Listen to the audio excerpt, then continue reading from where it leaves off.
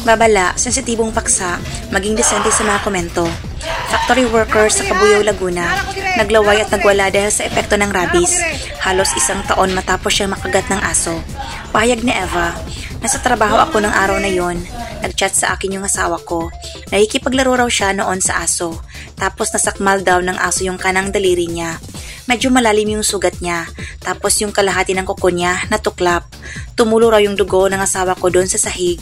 Yung aso, pagkatapos ng ilang minuto, namula daw yung mata. Nagwawala na. Ginawa naman ang paraan ng kapatid ko na madala yung asawa ko sa Animal Bite Center. Ininjika naman po, 1 turok lang. Ayaw niya kasing umabsent dahil sayang po yung kikitain niya. Sa mga sumunod na buwan, wala naman akong napapansin na nag-iiba po sa kanya. Hanggang nitong May, ngalay na masakit daw yung parte na nakagat siya. Medyo iba na yung itsura niya. Maputla tapos mainit. Sabi niya, mahal, nahihirapan akong huminga.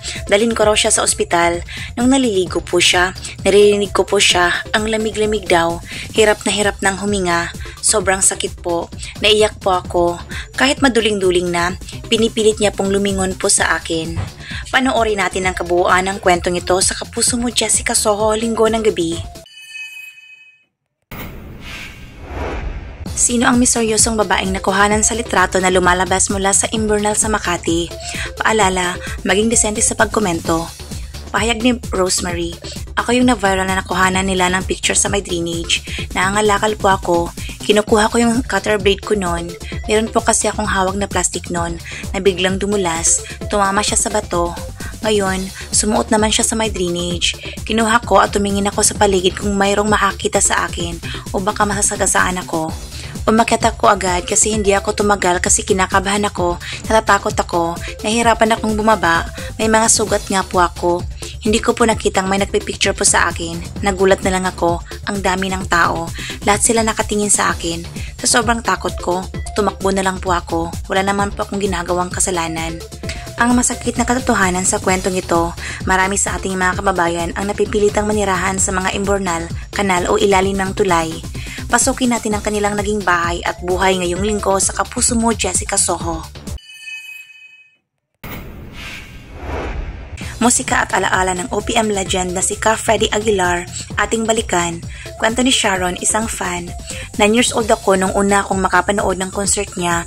May collections ako ng mga tape niya noon, pero nasunugan kami noong 2016 kaya nawala na. Namit ko siya dati kasi may paagaw ng sombrero. Ako yung nakasalo kaso inagaw sa akin. Umiyak ako noon. Ang ginawa niya, pinatawag niya ako sa backstage tapos kinausap ako. Gusto ko siya kasi feel na feel mo yung mga kanta niya. Sobrang bigat nung nalaman kong wala na siya. Halos hindi ako makapagtinda kasi lumaki akong walang tatay. So parang ang tingin ko sa kanya, father figure talaga. Parang nawalan din ako. Talagang kayamanan ng Pilipinas yan si Ka Freddy. Pahayag naman ni Tess, kapatid ni Freddy. Nitong May 12, he was rushed to the hospital. He stood up and he almost collapsed. Sinusumpong na yung kidney, yung baga, nahihirapan na yung air, mababa yung oxygen count. Tapos yung kanyang puso, yung bara, nagsama-sama na yon. Hanggang sa ma-dialysis siya, hindi na nag-work yon. He had cardiac arrest during dialysis.